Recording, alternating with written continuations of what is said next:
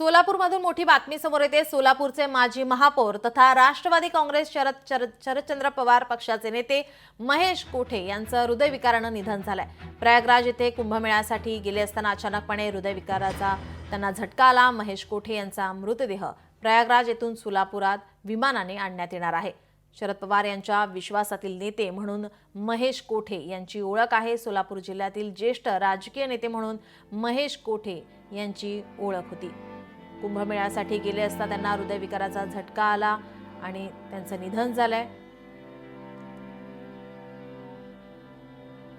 सोलापूरचे माजी महापौर तथा राष्ट्रवादी काँग्रेस शरदचंद्र पवार पक्षाचे नेते महेश कोठे यांचं हृदयविकाराने निधन झालंय।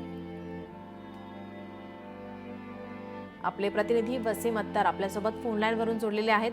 वसीम, काय अधिकची माहिती? सोलापूरकरसाठी एक धक्कादायक बातमी म्हणावं लागेल। सोलापूरचे माजी महापौर तथा राष्ट्रवादी शरदचंद्र पवार गटाचे जे नेते आहेत महेश कोठे यांचं हृदयविकाराने जे आहे ते निधन जे आहे ते त्यांचं झालेलं आहे। सकाळच्या सुमारास प्रयागराज येथे कुंभमेळ्यासाठी ते गेले असता त्यांचे अचानकपणे त्यांना हृदयविकाराचा झटका आल्याने जे आहे ते त्यांचं निधन झालेलं आहे आणि महेश कोठे यांचा जो आहे ते मृतदेह विमानाने सोलापुरात आणण्यात येणार आहे। मात्र अंत्यविधी वगैरे कधी असेल याबाबत अद्याप काही माहिती मिळाली नाही। मात्र राष्ट्रवादी शरद पवार गटाचे नेते म्हणून जे आहे ते त्यांची ओळख होती आणि नगरपालिकेत देखील मात्र त्यांची मोठी ओळख होती। त्यांचं पार्थिव सोलापूरमध्ये आणल्यानंतर काही या ठिकाणी अंत्ययात्रा निघणार आहे का, त्या संदर्भात काय माहिती मिळते?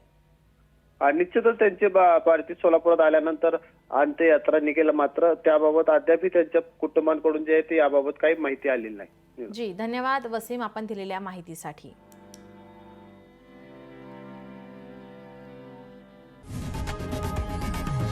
लोकशाही मराठी ऐका, पहा, जागरूक रहा।